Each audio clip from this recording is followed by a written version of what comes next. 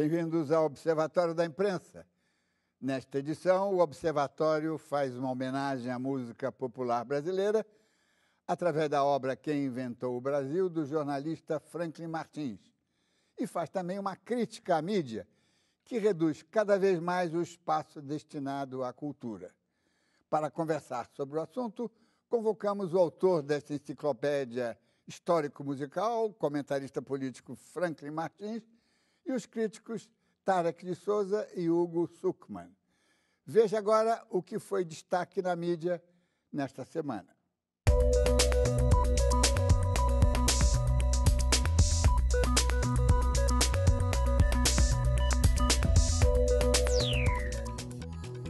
O racismo americano produziu nova chacina em Charleston, Carolina do Sul, e desta vez apareceu como coadjuvante o acesso fácil às armas de fogo. O presidente Obama não se intimidou e foi em cima dos grupos conservadores, que, a pretexto de defender a democracia, favorecem a intolerância e o terrorismo racial. O pai que presenteou o filho com uma pistola calibre 45 no dia em que completou 21 anos é um criminoso responsável, não apenas pelas 9 vítimas mortas enquanto estudavam a Bíblia, mas responsável também pelo castigo que será imposto ao filho, na melhor das hipóteses, a prisão perpétua. Enquanto isso, os fanáticos brasileiros mostram que aprendem depressa. Há 10 dias no Rio, uma menina de 11 anos, vestida com a roupa branca do candomblé, foi apedrejada na rua perto de onde morava. E na sexta passada, também no Rio, o médium Gilberto Arruda, famoso pelas ações de caridade e as cirurgias espirituais, foi espancado, torturado e assassinado em sua casa. Alguma coisa anda errado com as sociedades que, no lugar de avançar, preferem regredir. Neste ponto, parece que os Estados Unidos e agora o Brasil seguem o mesmo caminho. A velocidade com que a Venezuela se encaminha para a ditadura tornou-se visível na última quinta-feira, quando as vans que transportavam os senadores brasileiros para encontrar os presos políticos venezuelanos foram impedidas de avançar e os senadores obrigados a regressar ao jato da FAB que os levou de Brasília a Caracas. O líder venezuelano esquece que o Brasil é um dos seus únicos defensores. E ele esquece também que está cada vez mais impopular no cenário internacional. Mas os senadores brasileiros poderiam ter organizado uma comitiva mais representativa da nossa democracia. Contando apenas com 6 militantes extremados da oposição, o grupo pareceu ainda mais mirrado, tentando transferir nosso embate eleitoral para um país vizinho. As ofensas públicas dirigidas ao apresentador Jô Soares pela entrevista com a presidente Dilma Rousseff constituem um atentado à liberdade de expressão. Depois do memorável Cala a Boca Já Morreu, proferido no plenário da Suprema Corte, este tipo de agressão tornou-se próprio dos que vivem fora da lei. Como se não bastassem suas mazelas habituais, nosso jornalismo embarca agora em novo tipo de malfeitoria. O Conselho de Ética do Sindicato de Jornalistas do Paraná concluiu um inquérito onde se comprova que a apresentadora Joyce Hasselman, do site veja.com, plagiou 65 reportagens de 42 profissionais diferentes em menos de um mês do ano passado. Você já pode participar do debate ao vivo com a sua pergunta através das nossas redes sociais no site do Observatório da Imprensa. Quem foi que inventou o Brasil? Foi seu Cabral ou Lamartine Babo, autor desta inesquecível marchinha de 1934? Ou terá sido o jornalista Franklin Martins, que acaba de juntar-se ao primeiro time de enciclopedistas da nossa música popular, com o seu compêndio em 3 volumes sobre a música e política. Das redações dos jornais brasileiros têm saído grandes figuras da nossa cultura, romancistas, poetas, ensaístas, filósofos, e justamente num dos piores momentos da nossa imprensa, quando ela parece pronta para desaparecer, uma das maiores estrelas do nosso jornalismo político surpreende a todos com uma monumental obra e uma trilha sonora de 1000 canções, tudo coligido e estudado ao longo de 18 longos anos, num trabalho silencioso, monástico, quase clandestino. Também a imprensa é uma caixinha de surpresas, e para ajudar a desvendá-la, este observatório dedica a edição de hoje a um Franklin Martins ponto 2, bem diferente daquele implacável crítico que esteve aqui há 2 anos numa série de grandes entrevistas. Cantor, compositor, escritor e radialista, vários talentos reunidos em uma só pessoa. Este era Almirante. O apelido surgiu na época em que ele foi reservista da Marinha. Depois do serviço militar, conheceu Braguinha e não abandonou mais a música. Fez parceria com Noel Rosa e na Rádio Nacional criou o programa Curiosidades Musicais. É considerado o primeiro pesquisador da música brasileira. Reuniu 35.000 partituras de diversos estilos, incluindo canções folclóricas. Os textos, os poucos textos que ele deixou em livros valem muito a pena. Ele tem sobre Noel Rosa, No Tempo do Noel Rosa, um dos primeiros livros que eu li sobre música popular brasileira. Eu não estou falando da atividade do Almirante como compositor, como cantor, como homem do rádio, artista de rádio. Eu estou me referindo à atividade dele como produtor de programas de rádio, e ele teve vários programas interessantes, muito criativos. O jornalista Lúcio Rangel, que morreu em 1979, também foi um guardião da memória da música brasileira. Durante mais de 30 anos, escreveu em diversos jornais e revistas artigos relacionados com a história da MPB. Lúcio era tio de Sérgio Porto, outro jornalista apaixonado por música, que ficou conhecido com o pseudônimo de Stanislau Ponte Preta, um profissional multitalentoso que trabalhou em jornais, em revistas, no rádio, na televisão e no teatro. Escreveu diversas crônicas e programas musicais e montou uma coleção com 30.000 discos. Um dos méritos mais relevantes da atividade do Lúcio Rangel se dá na criação da Revista da Música Popular Brasileira. Sobre o Sérgio Porto, foi um cronista, um personagem importante da vida cultural e mundana do Rio de Janeiro. O jornalista Sérgio Cabral seguiu a tradição dos pesquisadores musicais da imprensa. Começou a escrever em 1957 e publicou 14 livros, com biografias de cantores e compositores, além de registros históricos das escolas de samba do Rio, e também escreveu diversos musicais. Atualmente, jornalistas e pesquisadores musicais são profissionais cada vez mais raros nas redações. No Caderno de Cultura, você tinha pessoas que são especializadas em música. Você tinha, no Globo, tinha o Rafael, que era um cara que entende muito de jazz, de música americana. Você tinha o Antônio Carlos Miguel, que escrevia sobre música brasileira. E você vê que essas pessoas elas foram saindo das redações e no lugar dessas pessoas foram entrando, sem menosprezar ninguém, porque tem gente boa, mas uma turma mais nova, por salários menores, um cara que tem 20 anos não vai ter experiência de um cara que tem 50. O jornalista Franklin Martins resgatou a tradição da pesquisa musical na imprensa com o livro Quem Foi que Inventou o Brasil? A música popular conta a história da República.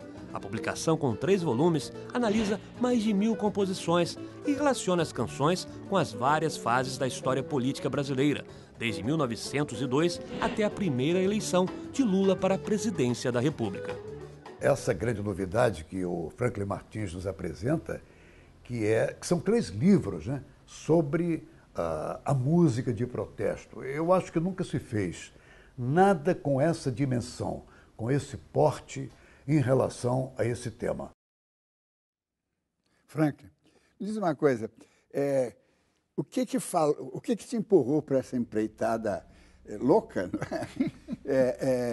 foi o lado político, quer dizer, o jornalista político que quer ver como a política se infiltra, ou de onde a política vem, ou um sambista meio desconhecido que de vez em quando batia lá na caixinha de fósforo. O que te empurrou para essa empreitada?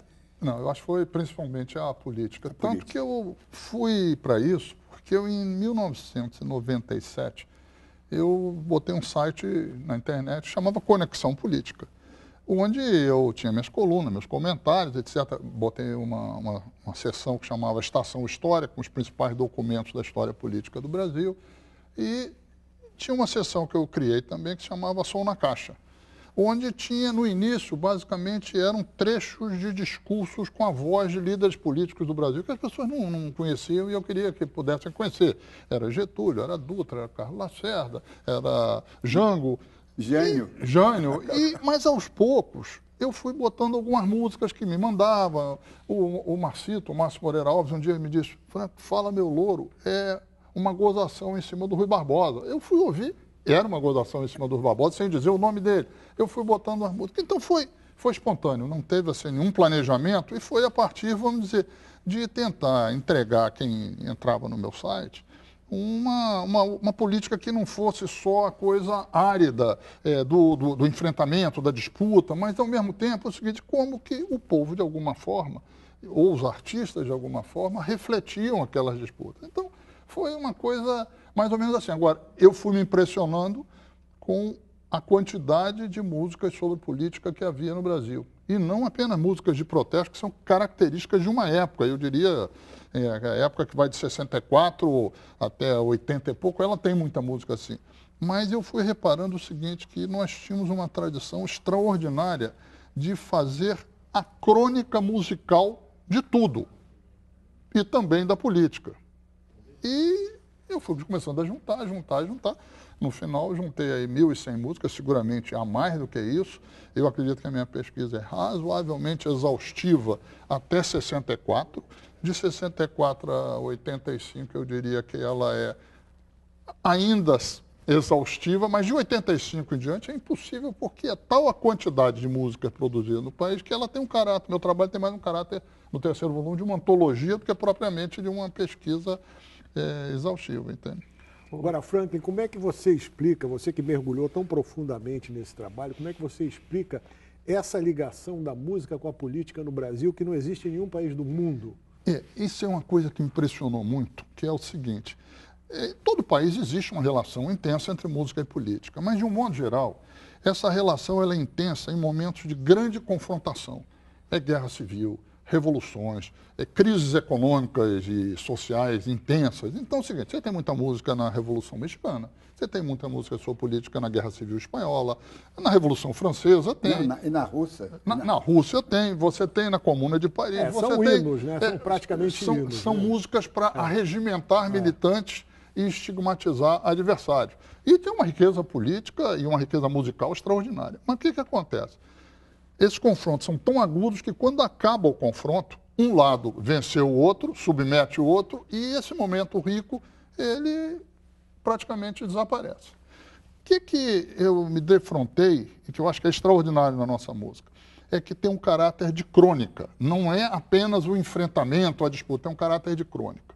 Ou seja, não existe nesse período que eu estudei, vamos dizer, 1902 até 2002, esse século, esses 101 anos, não existe fato político relevante que não tenha sido objeto de uma ou de mais músicas compostas no calor dos acontecimentos. Eu não estou me referindo a músicas compostas mais tarde sobre aqueles acontecimentos. Então você tem um caráter de crônica musical. De onde vem isso? Por que nós temos isso?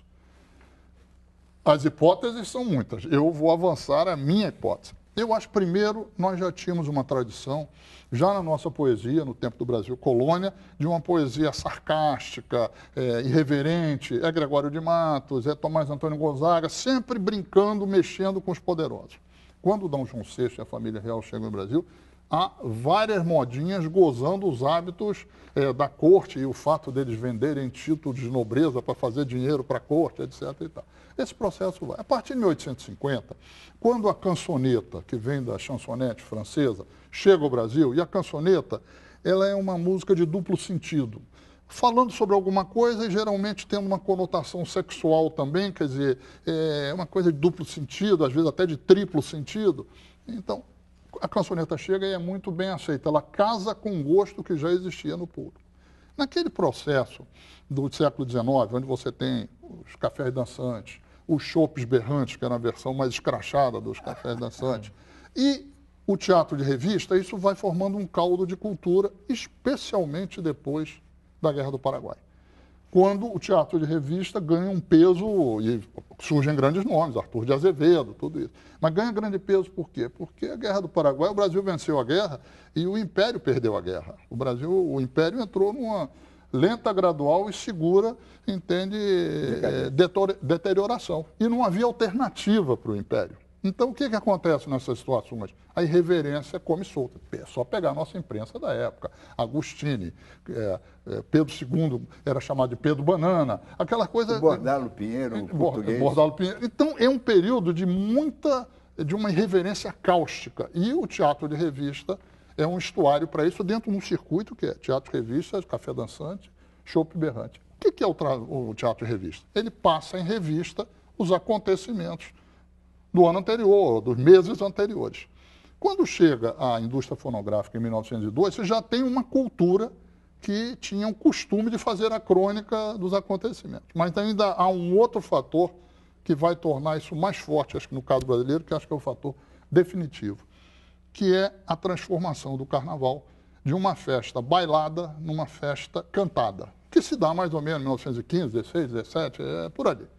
Ou seja, no Brasil não se desfila no carnaval. Aliás, hoje em dia se desfila na avenida, mas naquela época não se desfilava. Você pulava o carnaval, você brincava o carnaval. Ou seja, você marchava o carnaval. Então, o que você tem? Você tem o samba, que é uma marcha, o samba tipo marcha, e você vai ter a marchinha. Entende? A partir daí, o carnaval ganha esse caráter de uma festa cantada fortíssimo. E o que é o carnaval? Ele é uma grande revista, ele é um grande teatro de revista a céu aberto, onde você passa em revista os fatos do ano anterior, os fatos culturais, comportamentais, a moda, a economia e a política. E eu acho que o carnaval, que passa a ser, vamos dizer, o nosso grande estuário dessa coisa toda, o carnaval consolida esse caráter de crônica musical, especialmente quando vem a era do rádio, ele consolida isso de uma vez. Olha, Franklin, você falou em carnaval, a primeira música de carnaval de muito sucesso é o Pelo Telefone, que já é uma denúncia satírica da corrupção policial, né? Nesse momento, eu acho que você fala em carnaval, a crítica e a sátira, ela é muito leve, né? Ela é em formato de crônica. É de crônica. Você vai se aproximando dos anos 60 e essa crítica vai ficando cada vez mais política, de fato, e séria, né? E aí a gente chega num ponto, isso que eu queria te perguntar, que eu acho que é um ponto de inflexão, que é o espetáculo Opinião, por exemplo, né? Do espetáculo Opinião, se você for ouvir, existe a gravação, no texto original, há uma explicação do que é canção de protesto. Quer dizer, o que é uma prova de que não se tinha essa noção no Brasil, né? É uma explicação. A canção de protesto vem da protest song americana. Qual a relação que você faz entre o acirramento do conflito político com o acirramento da canção, né? da música política? Eu acho que o que se observa é real. Quer dizer, o que vem depois de 64, um caráter, o que se chamou de música de protesto, música engajada, né?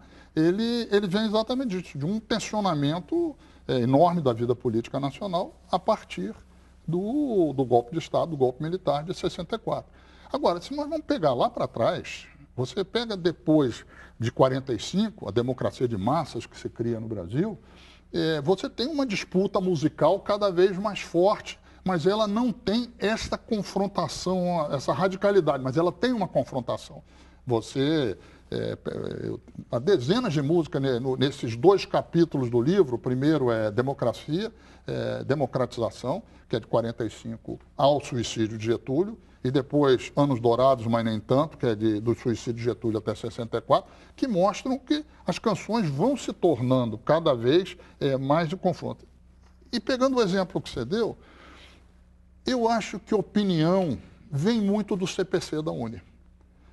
E o CPC da UNE é algo que dura 2 anos, produz um disco, que é O Povo Canta, acho que se chama o disco, são 5 canções, Canção do Subdesenvolvido, João da Silva, Zé da Silva, Guerrilheiro Vai. João da Silva, que é do Billy Blanco. Do Billy Blanco, entende? E mas, além de tudo, o CPC produz 5 vezes Favela, Violão de Rua, uma peça de teatro musical alto dos 99%.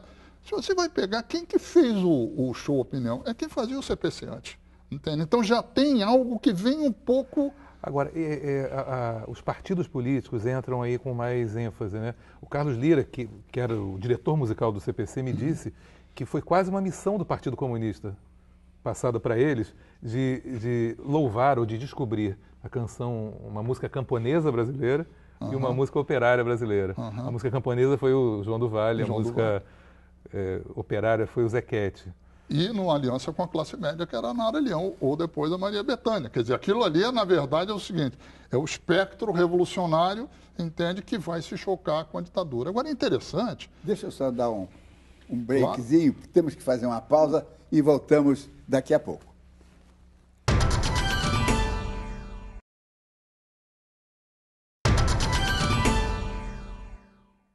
Estamos de volta com o Observatório da Imprensa, que hoje debate a falta de espaço para a cultura e a música nos cadernos dos jornais dedicados ao tema. Nos últimos anos, os cadernos de cultura dos jornais perderam espaço nas publicações. Os motivos estão relacionados com cortes no custo de produção e também com a aposta na migração do conteúdo impresso para o digital. Os cadernos de cultura eram muito mais suculentos há anos e até décadas atrás. Mas, evidentemente, com os problemas de crise de jornal, de crise, inclusive, do jornal escrito, evidentemente, houve uma retração dos cadernos de cultura dentro do próprio jornal. Os cadernos diminuíram de tamanho, né? Eu acho que houve, no primeiro momento, uma noção de que a internet ocuparia esse espaço e, de certa forma, ocupa, né? É óbvio que tem gerações posteriores à minha que certamente nunca foram numa banca comprar um jornal, né? Que já é uma galera que já cresceu já na internet, tudo. Na internet não é a mesma coisa, é tudo muito pulverizado, é tudo muito solto, sabe? Eu sinto falta de ter de uns veículos assim mais sérios que cataloguem assim a nossa produção cultural, sabe? Com 2, 3 críticas de cada coisa. Às vezes no JB tinha muito isso, disco em questão, aí eles botavam 2 pessoas falando do mesmo disco, sabe? Às vezes mais até. Na hora de reduzir, sobrou para os antigos tijolinhos, com informações sobre shows, peças de teatro, exposições e filmes. Eles desapareceram de quase todos os impressos. Para descobrir o que você pretende assistir, é necessário acessar os sites dos jornais da internet. Agora até o próprio Globo tirou a agenda cultural e só tem no Rio Show às sextas-feiras, né? E aí, se você quiser, sei lá, numa quarta ou numa quinta, tirando as dicas que eles dão, se você quiser ver tudo que está acontecendo, você tem que correr para a internet ou então guardar o jornal de sexta-feira. Isso é uma coisa impensável em outras épocas, entendeu? Em outras épocas você tinha, nos anos 50, 60, 70, você tinha mais de 10 jornais de circulação no Rio de Janeiro. Eu vejo com muita pena que o espaço seja remetido mais à internet do que ao jornal escrito. Isso eu acho que prejudica a estrutura cultural. As grandes resenhas também perderam destaque nos cadernos de cultura. Críticas de shows e de discos praticamente não existem mais. O espaço para a música popular brasileira está cada vez mais reduzido. Normalmente os jornais têm um dia que você tem uma página de resenhas de discos e aí cada dia da semana é dedicado a uma expressão artística. E o espaço é muito pequeno, assim, a quantidade de discos lançados, a quantidade de discos, o volume de discos que a gente recebe é muito grande, assim, você não tem espaço para tudo. A MPB também perdeu lugar nas rádios e televisões e até artistas consagrados, às vezes, encontram dificuldades para divulgar novos trabalhos. Tem gente que acha que assim, sei lá, Simone, Alceu Valença, já não grava mais, né? Ivanildo não grava mais, grava todo ano quase, mas não tem onde tocar. Se os grandes não têm onde tocar os trabalhos novos, agora você calcula os novos. Sem brechas na mídia tradicional, os novos artistas se voltam para a internet.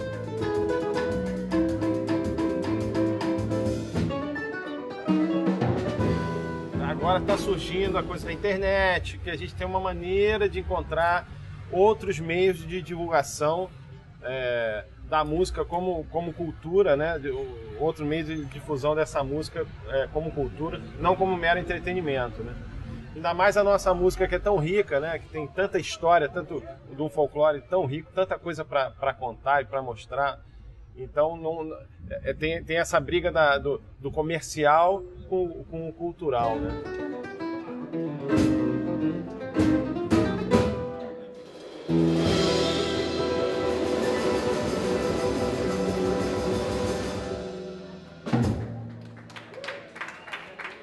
Franklin, antes de fazermos o break, vocês estavam falando sobre, digamos, a orientação partidária, né, que começou a surgir nos anos 60.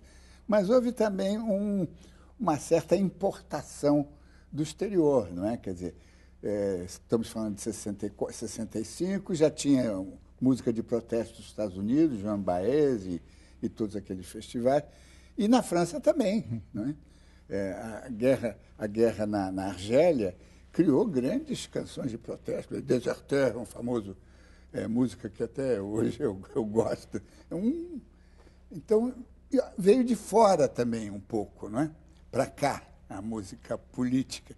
Mas também tem a música de raiz, a música caipira, né? Isso eu pergunto a você, tem a música caipira de política? Não, eu acho que tem a música caipira, ela é muito rica na análise, na crônica dos acontecimentos políticos. E eu acho que até que se devia estudar mais isso. É muito interessante que já em 24 você tem a Moda da Revolução, que é sobre a Revolução em São Paulo de 24, do Cornélio Pires, que não foi gravada na época, mas foi composta na época, e o Cornélio Pires cantava ela nas conferências humorísticas que ele fazia pelo interior de São Paulo, Paraná, etc.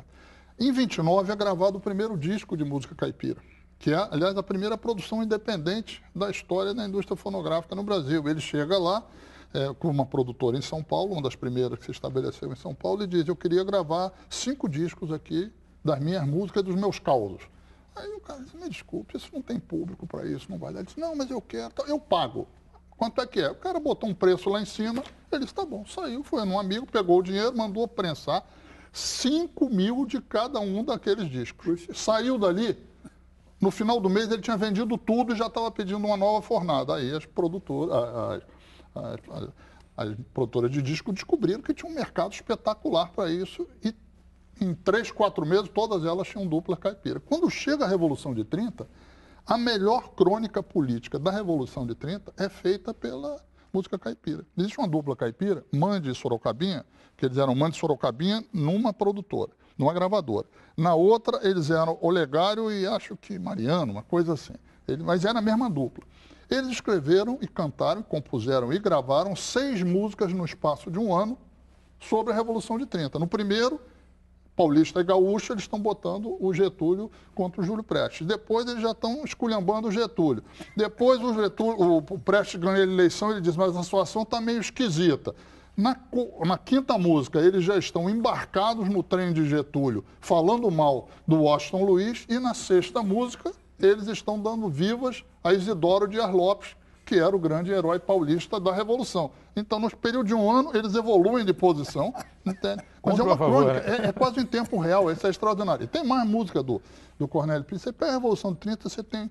Eu coletei umas 12 músicas que contam a história da Revolução de 30. Mas isso é uma tradição também, porque a música caipira é uma música com tradição de contar uma história.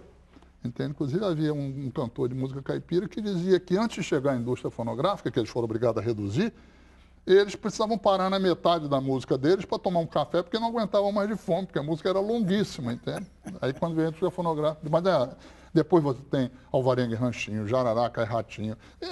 Vai ter vários, entende?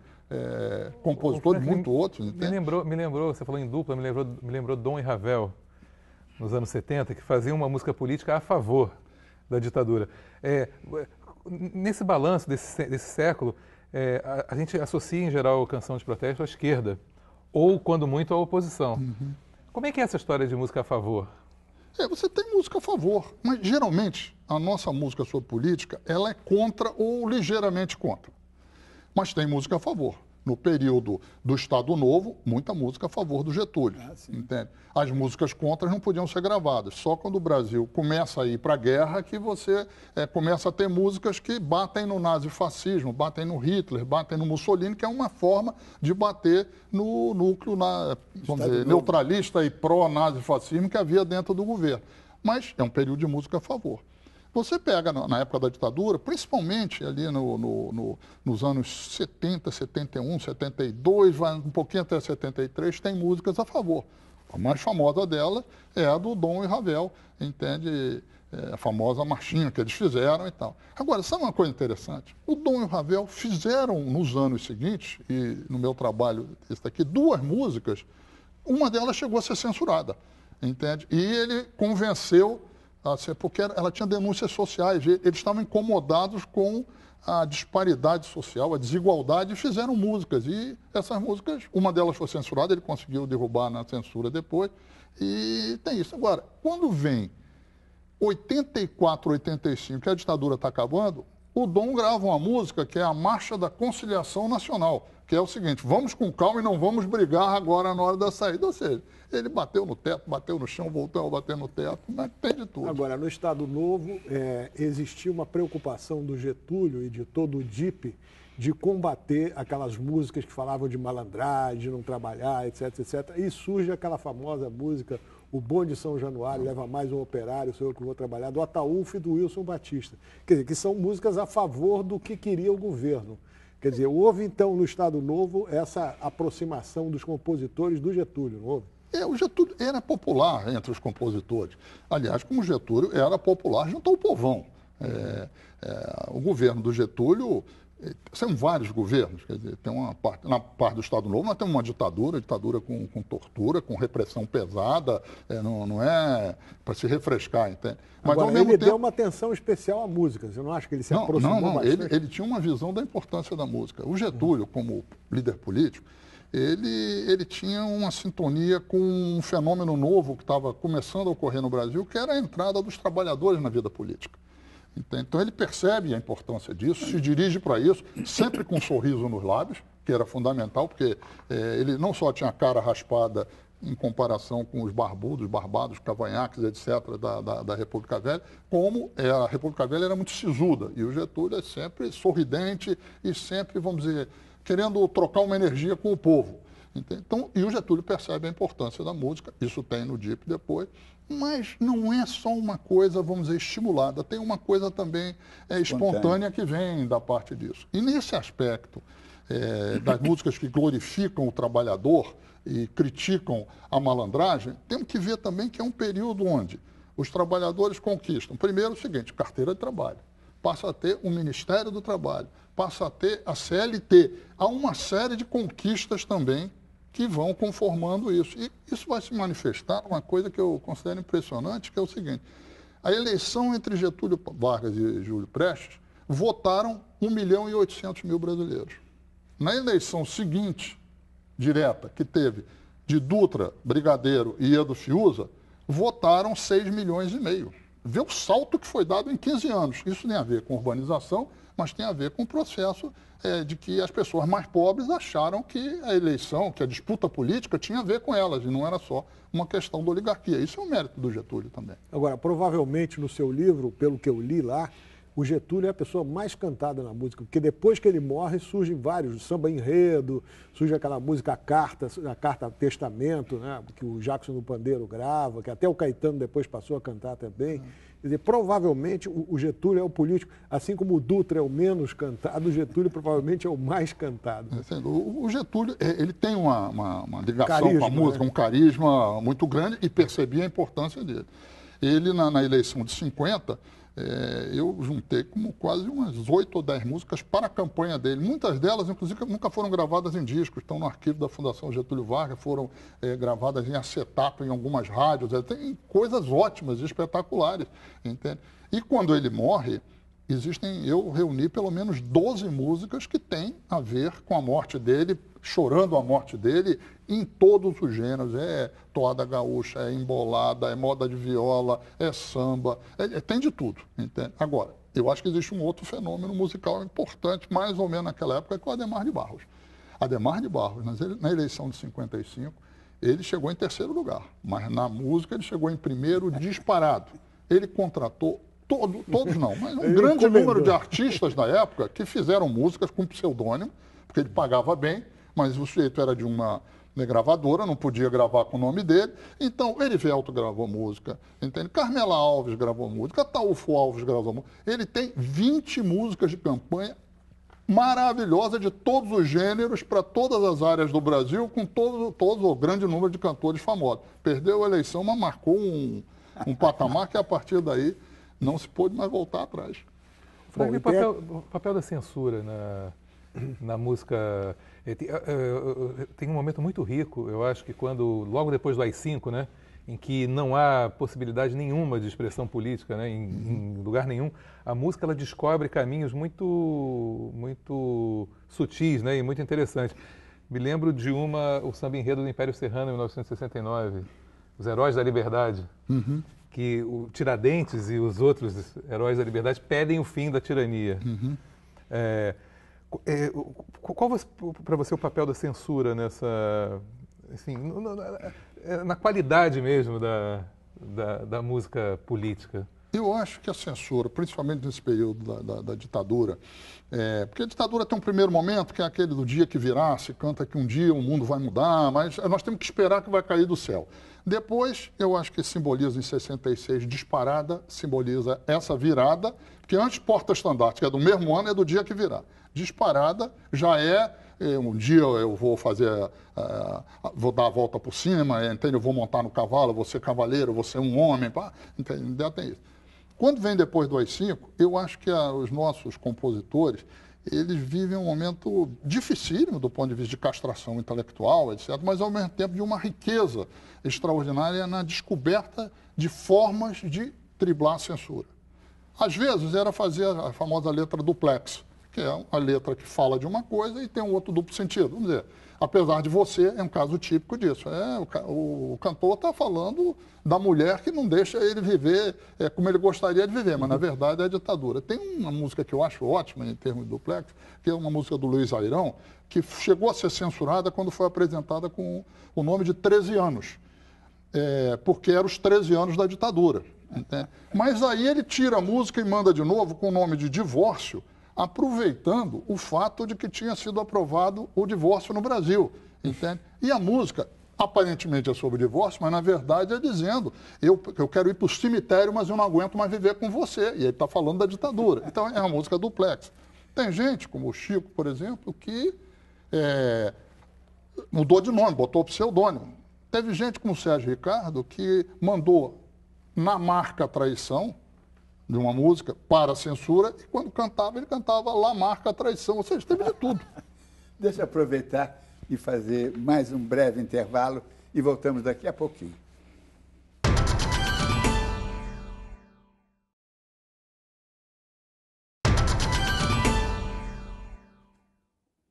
O Observatório da Imprensa está de volta com uma edição que traz o panorama de um século da música brasileira na história da República. Eu queria aproveitar, que a gente não pode também fugir do nosso título, né? Observatório da Imprensa, né? Que é interessante, né? Somos todos concordes que a imprensa não está vivendo os seus grandes momentos, né? Mas, no entanto, cai um jornalista puro sangue e mete as caras para fazer um negócio que deveria, em condições normais, né, provocar um movimento, né, discutir. Então, a imprensa, ela como instituição, se recolhe, mas o jornalista individualmente diz, não, vamos discutir cultura, vamos tocar esse país, descobrir suas raízes, entender. Como é que você se situa nisso? Não, eu acho o seguinte, eu não sou um musicólogo. Eu não sou um especialista em música, não pretendo ser um especialista em música, mas é o seguinte, Eu considero que esse meu trabalho ele é uma grande reportagem. Eu saí atrás de procurar identificar, contextualizar e trazer, garimpar as canções e que falavam sobre o tempo. Eu acho que é uma grande reportagem. Procurei ter aquilo que eu acho que o jornalista deve ter ao fazer uma reportagem, deve estar ligado aos fatos. Eu costumo dizer uma coisa, imprensa independente é a que é independente não apenas do governo, é independente do governo, da oposição, dos grupos econômicos, dos interesses dos donos do jornal, etc. E só há uma imprensa que é independente, é a que é dependente dos fatos. A imprensa que é dependente dos fatos é independente. Eu procurei aí depender dos fatos, ou seja, das 1.100 músicas que foram compostas no calor dos acontecimentos e que estavam fragmentadas, dispersas, etc., que eu procurei reunir, contextualizar numa grande reportagem que durou 18 anos, que produziu 3 livros, que o início era uma curiosidade, depois virou um hobby, depois virou uma cachaça, depois virou uma obsessão e agora virou 3 livros. É isso aí, é uma reportagem. O Frank tem 100 anos você observou 100 anos de música popular, né? Querendo ou não, né? O foco era política. O assunto desse programa um dos assuntos é a perda de espaço da cultura, especialmente da música popular, na imprensa. Bem, eu militei por 20 anos na imprensa diária e eu me senti um guerrilheiro, assim, de buscar espaço e de buscar... E eu sentia que a música ia perdendo espaço na vida das pessoas. Eu acho que tem um pouco de culpa da imprensa, muito. Mas eu acho que também tem um pouco de uma... Eu não vou dizer que é natural, porque nada é natural, mas há uma perda da centralidade da música na vida, que já foi muito maior. Isso quer dizer, isso é uma percepção minha. Você, nessa observação de 100 anos, quer dizer, de 1902 a 2002, você sente nos últimos anos da sua pesquisa uma perda de centralidade da música popular na vida do brasileiro, política ou não? Quer dizer, você sente isso ou não? Eu acho que é uma questão de posto de observação. O que é a característica do... Olha, até 85, o principal gênero que produz música em política de 64 a 85 é a chamada MPB, com esse conceito, com a sua generalidade. Já no finalzinho de 79 para 80, o rock começa a vir com um peso muito grande. E o rock vai ter peso até os anos 90, muito forte. Depois dos anos 90, o rock praticamente desaparece também. O que vai ter peso na música política depois de 90? É o rap, o funk, o reggae, o samba reggae, o repente, que volta com muita força, entende? Então, na verdade, é um tipo de música que ela está sendo produzida não mais para a classe média. E músicas de humor, que são muito importantes também nesse período. Ela não está sendo produzida para a classe média, ela está sendo produzida nas quebradas e ela tem uma característica diferente. Antes, se fazia uma música que fazia uma confrontação, às vezes, episódica, num ou outro ponto. A característica do rap, do funk, do samba reggae, tudo isso é fazer uma confrontação com o sistema. Então, eu acho que você tem muita música sobre política nesse período, músicas que abordam muitos eventos, chacinas, etc., uma série de coisas, mas também músicas que batem de frente com o sistema, aliás, parecido com o que aconteceu com o MPB na época da ditadura, que batia de frente não, batia de lado, tentando encontrar um caminho para bater na ditadura. Aqueles batem de frente, que também tem a ver com o fato de que nós conquistamos a democracia e o pessoal lá de baixo pode começar a falar também. Então, eu acho que é uma questão um pouco de observação. Você pode discutir, mas o rap e o funk, isso é música brasileira. Eu vou dizer o seguinte, eu não consigo separar a música brasileira com a que vem de fora. A música brasileira é a que é feita aqui, entende? O que eu sei é o seguinte, o rap, o funk, o samba reggae, etc., transformaram em gêneros de expressão de uma bronca social generalizada que veio à tona na sociedade. Você concorda que houve uma mudança, quer dizer, já não é mais a classe média falando em nome do povo, como era o CPC, e agora é o próprio povo falando? A partir do rap, Racionais, MCs, a coisa eu acho que é exatamente isso, entende? O que você tem é que a democracia... O funk proibidão, inclusive, que defende os comandos, aí. Entende? Agora, o que você tem, a meu ver, de forma muito nítida, é o seguinte, isso é que eu acho que é uma coisa legal. A conquista da democracia, o Brasil, quando nós superamos a ditadura, nós conquistamos a democracia no Brasil. Isso não é uma frase de efeito.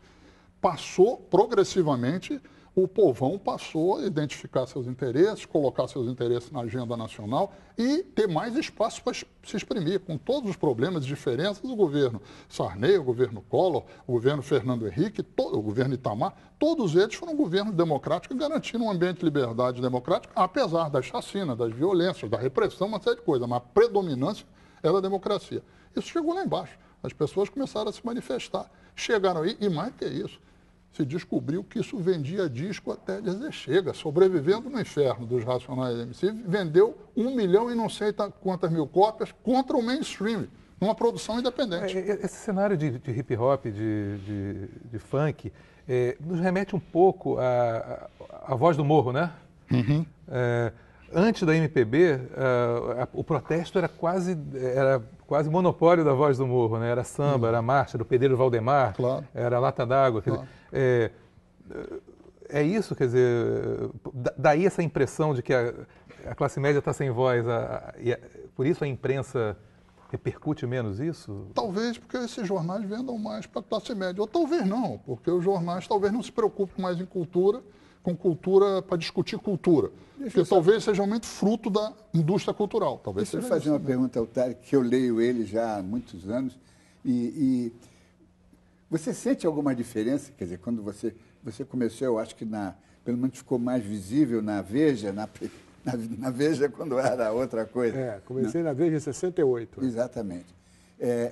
Você sente uma diferença justamente nessa discussão, no espaço que se dá a fenômenos culturais, como da música popular e assim por diante. Uma diferença brutal, né? Quer dizer, o espaço da música, o espaço da cultura foi sendo cada vez mais restrito, né? Ficou ficando cada vez mais restrito. Há um desinteresse das cúpulas jornalísticas em cultura, entendeu? Esse é o grande problema. Cultura não interessa mais. Cultura virou entretenimento. Tudo que for um pouco além de entretenimento já não interessa, já está difícil demais. Vamos colocar um tijolinho, um negocinho pequeno, resume essa matéria em 3 linhas e tal, entendeu? Então, deixou de ter aquele espaço. Eu, por exemplo, me lembro que eu dei uma página inteira do Jornal do Brasil para o Aniceto do Império.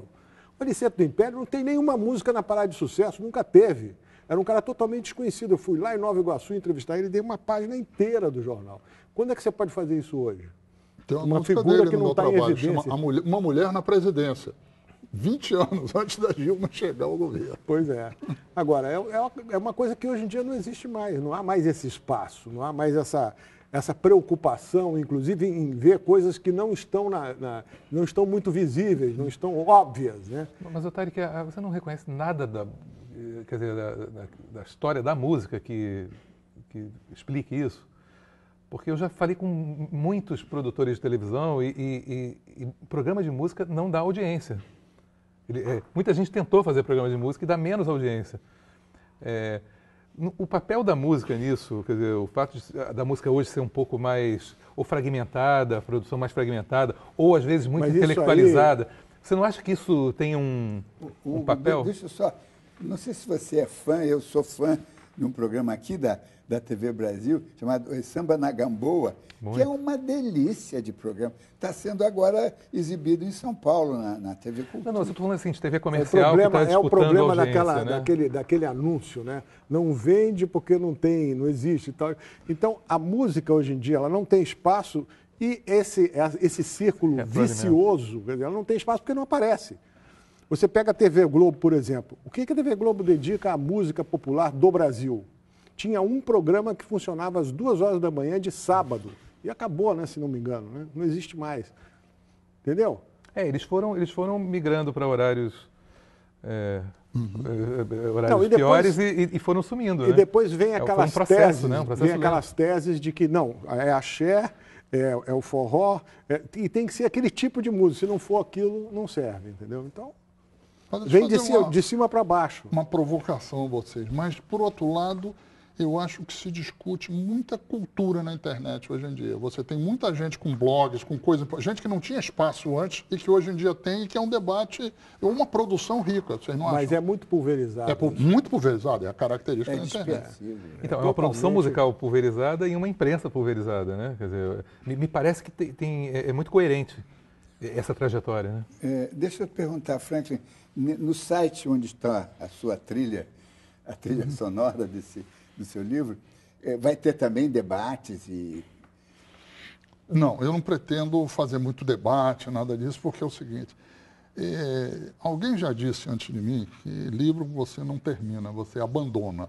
A minha sensação é o seguinte, eu estou fechando um ciclo, é uma reportagem que eu fiz de 18 anos, o site vai estar lá, está com as músicas, 1.100 músicas, na verdade, só pode ser escutado.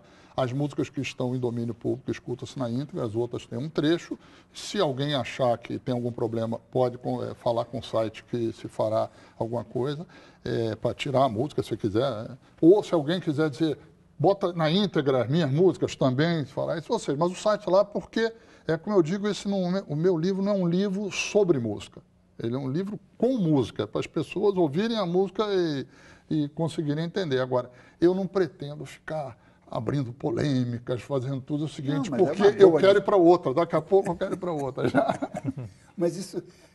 não sei se vou conseguir. Exatamente.